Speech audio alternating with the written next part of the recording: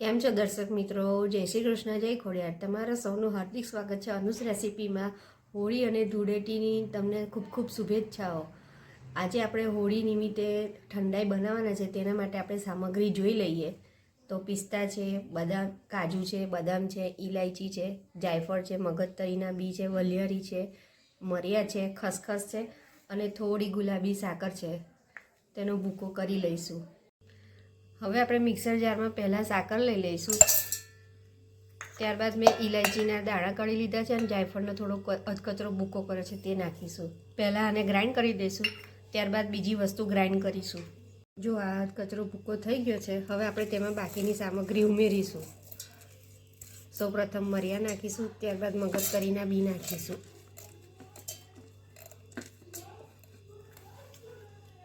પછી બદામ નાખી દઈશું, કાજુ પણ નાખી દઈશું, પિસ્તા નાખી દઈશું. પહેલાં આને ભૂકો કરી દઈશું અધકચરો, પછી આ બે વસ્તુ નાખીશું. જો આનો પણ અધકચરો ભૂકો થઈ ગયો છે, હવે આપણે ખસખસ અને વરિયાળી ઉમેરી દઈશું.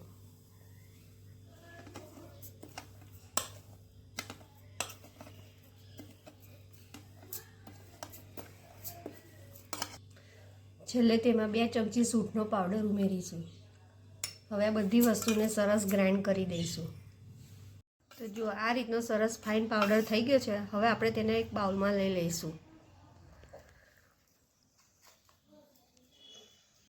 હવે આપણે તેને સર્વ કરીશું. તો એક ગ્લાસમાં આપણે 2 ચમચી જેટલો પાવડર નાખીશું. હવે આપણે તેમાં ઠંડુ દૂધ રેડીશું.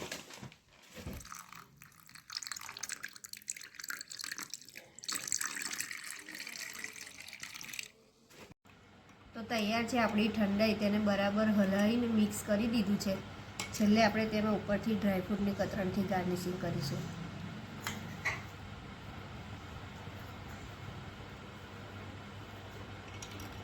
તો કેવો લાગ્યો આજનો વિડીયો?